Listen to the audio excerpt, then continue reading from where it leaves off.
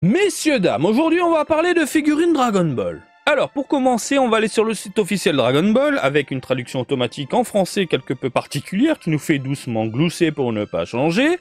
Deux joujoux qui ont été plus ou moins dévoilés il y a un petit moment, mais le site revient sur ces produits-là pour en parler tout simplement.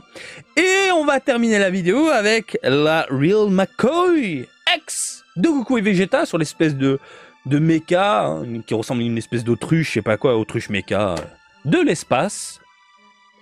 Je vous avais dit quoi?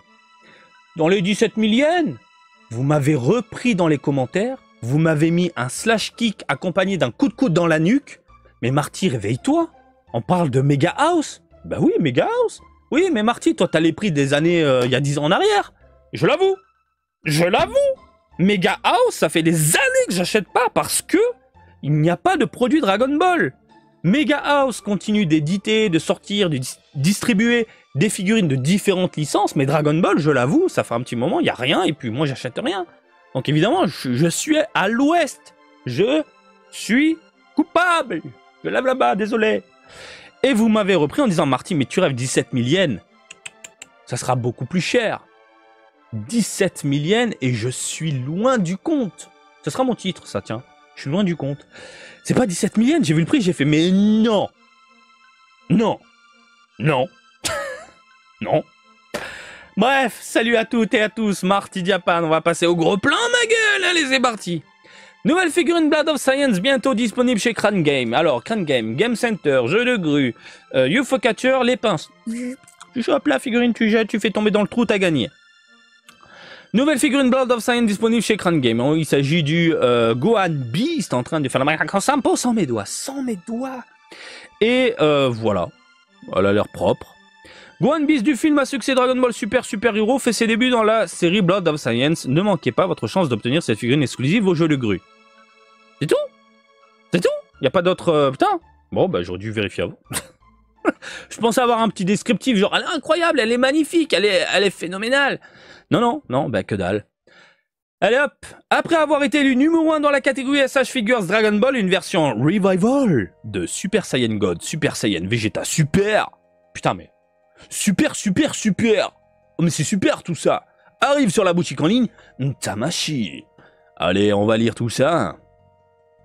Donc pour le 15e anniversaire, version... Alors, le Vegeta... Je trouve que Bandai, là, se fait vraiment pas chier. Il récupère des vieux moules, des vieux designs. Là, pour moi, c'est pas un Vegeta Dragon Ball Super. Pas du tout. On est sur un Vegeta typé DBZ. Hein, limite début, vers les débuts milieu hein, de Dragon Ball Z. Avec le Vegeta dans les parages qui a des contours un peu tordus au niveau des cheveux. Un menton hyper prononcé, comme on peut le voir là. C'est pas du super. Super, les cheveux sont lisses, arrondis. Même au niveau des joues, limite, il a un poil potelé. Bon, j'exagère dans mes propos, mais il est super arrondi. Il a des contours hyper simplistes dans Super. Ça, pour moi, c'est pas un Super Saiyajin God Super Saiyajin. C'est pas un Blue de Super. Voilà. Donc, ils se font pas chier quand même chez Bandai. Alors, un événement spécial où les fans pouvaient décider quelle figurine ils voulaient rééditer a été organisé pour célébrer le 15e anniversaire de SH Figure. C'est la figurine Super Saiyan God, Super Saiyan Vegeta Super. Oh putain. A été élu numéro 1 dans la catégorie SH Figures Dragon Ball Series. Sans déconner. Vous aviez énormément de figurines. Celle que vous avez sélectionnée, c'est le Blue. Vegeta. On parle de figurines Dragon Ball Z. Il y a même du GT. Non, le Blue. Quand je vous dis que cette génération aime Super, c'est normal. À chaque génération, son Dragon Ball. Il y a des choses que...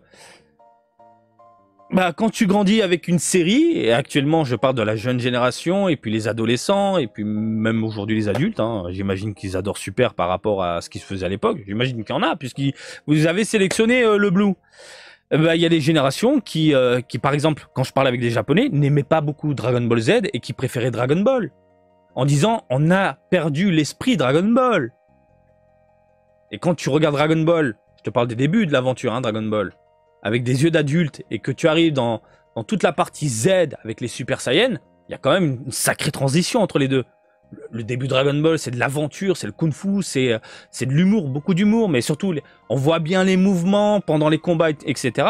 Et arrivé, on va dire après Freezer, limite, c'est de la bataille en mode survitaminé, beaucoup de lumière, beaucoup de couleurs. Attention, attention, moi j'adore, je suis fan, je suis ultra fan. Mais quand je parle avec des Japonais, qui sont adoratifs de l'univers de Toriyama, ils me disaient, mais non, mais Dragon Ball, c'est bien au-dessus de DBZ. C'est pour vous dire, la génération... Nous, on est de la génération 90, hein, enfin, la génération 90 qui a grandi du coup avec DBZ. Évidemment, beaucoup vont dire, mais Dragon Ball, mais DBZ, ah oui. Et il y en a qui ont grandi avec GT. J'ai dans mon entourage des amis qui ont grandi avec Dragon Ball GT, qui sont beaucoup plus jeunes que moi, qui sont pas très fans de Dragon Ball et Dragon Ball Z, mais qui aiment GT. Et aujourd'hui, c'est pareil avec Super. Vous arrivez à suivre le raisonnement? En fait, ce sont des souvenirs. On a un attachement avec une série qui est diffusée à la télé, et ça s'appelle de la nostalgie au bout d'un moment. Et cette nostalgie-là, elle s'accroche à nous, et limite la qualité, on s'en fout, c'est les moments qui nous reviennent de notre enfance. C'est pour ça que j'ai des amis qui aiment GT. Je dis, mais comment tu fais? Comment tu fais? Il y a de bonnes choses dans GT, bien sûr, mais globalement, je suis désolé, GT, c'est... T'as vu le Kakarot dans Dr. Slump Parallel? Ben, pour moi, c'est ça. Sur un bâton. Tiens, tiens, tiens. Bref, du coup, génération Super, vous aimez le Blue. En tant que tel, une nouvelle version géniale du 15e anniversaire de cette figurine du Prince Saiyan rejoint la ligne SH Figuarts. Les précommandes pour cette figurine incroyable débuteront le vendredi 30 juin sur la boutique en ligne Tamashi. Il est même livré avec un support commémorable spécial du 15e anniversaire de la SH Figuarts et une pochette exclusive. Je suis désolé, mais ça, ce n'est pas le Super Saiyajin God. Il est trop typé DBZ pour être un God. À être un Vegeta super au niveau du design, des contours du personnage, du visage, et surtout la carrure, il est ultra tanké. Vegeta est censé être sec, maigre. Après, c'est un beau produit, moi j'aime bien. Ah bah, le typé DBZ mélangé à l'univers super, je dis pourquoi pas.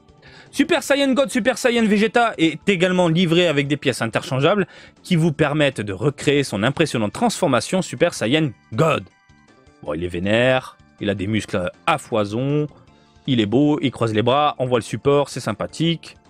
En plus, découvrez le support inclus qui présente un motif commémoratif spécial du 15e anniversaire de SH Figuarts. Bon voilà, on a fait le tour. Maintenant, on va parler de ça. La Desktop Real McCoy X, qui a été annoncé un petit moment. Je vous avais fait une vidéo sur le sujet parce que je voyais énormément de bêtises sur les réseaux sociaux disant oui mais on l'a déjà, non on l'a pas déjà, mais il y a ci, il y a ça. Stop. J'ai fait la vidéo, vous l'avez sur la chaîne, j'ai fait le point. Aujourd'hui on a des informations sur le matériel, sur le prix surtout, mais avant toute chose on a des images, de nouvelles images, et surtout on a un cliché, eh bien, de ce Goku, cet angle-là, on le voulait. Eh bien, je vous montre l'illustration de Toriyama. C'est ça, l'illustration de Toriyama. La figurine se base sur ce design-là. Et quand on met la figurine sous cet angle-là, effectivement, on a quelque chose d'assez, et je dis bien assez fidèle.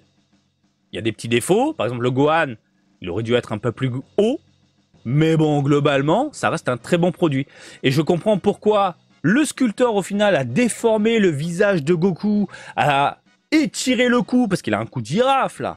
C'est justement pour que tu puisses exposer cette figurine-là, sous cet angle-là, sous cet angle-ci, dans ta vitrine. En plus, si tu as le poster qui a été réédité en mode plastique, machin, etc., tu mets ça dans la vitrine, ça le fait de ouf. Alors, niveau fidélité, comme je t'ai dit, il y a le Gohan qui aurait dû être un peu plus haut, mais globalement, on est sur un produit assez plaisant, je trouve.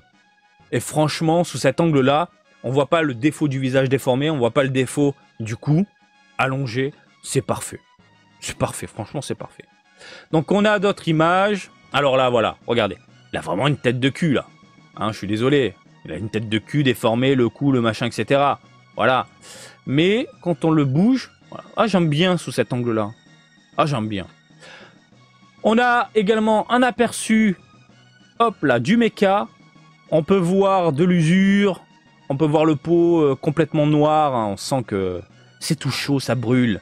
Par contre, le méca est impeccable, il brille dans tous les sens. Il y a un petit côté chromé sur certaines parties, on a un aspect métallique qui ressort, un aspect un peu froid. T'as l'impression que quand tu vas toucher, ton doigt il va se glacer. Oh, c'est du froid, beau. Mais c'est une question que je me posais. Est-ce qu'il y a du métal au final? Autant y aller à fond. Ils l'ont fait pour différents produits. Donc pourquoi pas dans l'univers Dragon Ball? Est-ce qu'il y a du métal? Et la réponse est non. Hein. On va se retrouver avec du ABS, PVC, le plastoc habituel. Bon, après, le rendu est pas mal. Hein, je suis désolé. Hein, c'est très bien réalisé. Franchement, le sculpteur, il s'est cassé le cul. Franchement, chapeau. Et déformer le visage. Elle a vraiment un visage déformé quand tu le mets de face comme ça, enfin légèrement de côté. Pour avoir un résultat proche du dessin de Toriyama, je dis pourquoi pas. Voilà. Maintenant, on va parler du prix. Je vous ai dit, vous aviez raison. Moi, je pense à 17 000 yens. Attention, accrochez-vous bien.